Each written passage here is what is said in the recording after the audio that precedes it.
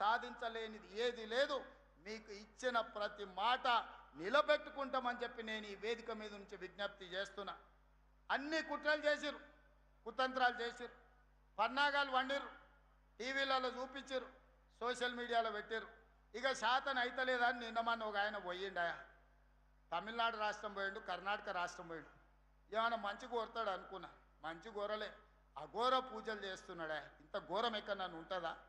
అసలు మడిసన్నోడు 10 ఏళ్ళు మంత్రిగా చేసినోడు, అన్నం తినేటోడు ఎవడన్నా ఈ రాష్ట్రంలో కరువు రావాలి, రైతులు చచ్చిపోవాలి, సంక్షోభం రావాలి, ప్రభుత్వం కూలిపోవాలి, మొత్తం రాష్ట్రం అల్లకల్లోలం అయిపోయి శవాల మీద అధికారంలోకి రావాలని అఘోర పూజలు, అర్ధరాత్రి పూజలు, ఇంత దుర్మార్గుడు ఎవడన్నా ఉంటాడా?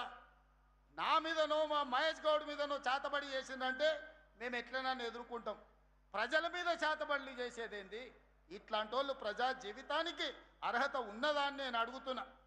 ఈ రకమైన చేతబడులు ఇవాళ ఆయన సన్నాయి నొక్కులు నొక్కుతుండు. ఒక ఆయన మహేష్ గౌడ్కు నోటీస్ అన్నాడు. నేను సూటిగా అడుగుతున్న, మెదక్ గడ్డ మీద నుంచి మీరు బాత్రూమ్కి పోయినా, చెట్టు కింద చెట్లకు పోయినా మీ సోషల్ మీడియాలో ఫోటోలు పెడతారు, వీడియోలు పెడతారు కదా.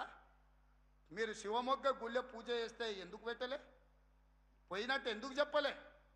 కర్ణాటకలో, తమిళనాడులోనో నువ్వు పోయిన గుళ్ళకు పోయినట్టు నీ సోషల్ మీడియాలో కానీ లేకపోతే నీ దినచర్యలో ఎక్కడ కూడా ఎందుకు ప్రకటించలే? ఎందుకు రహస్యంగా ఉంచినావు? గుడికి పోతే దండం పెట్టుకుంటాం, గుడి బయటకు వచ్చి 4 మంచి ముట్లేదు మాట్లాడుతాం.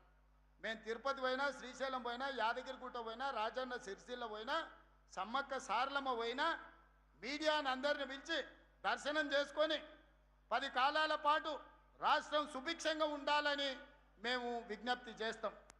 మరి నువ్వెందుకు శివమొగ్గ గుడికి పోయింది చెప్పలేదు? పిల్లి మొగ్గలు ఎందుకు వేస్తున్నావు? తమిళనాడులో ఏ గుడులకు పోయినావు నువ్వు? ఆ గుళ్ళల్లో జరిగే అఘోర పూజలేంటివి? నీకు పూజలు చేసిన పూజారులు ఎవరు? వాళ్ళ వివరాలు బయట పెట్టు. ఇవాళ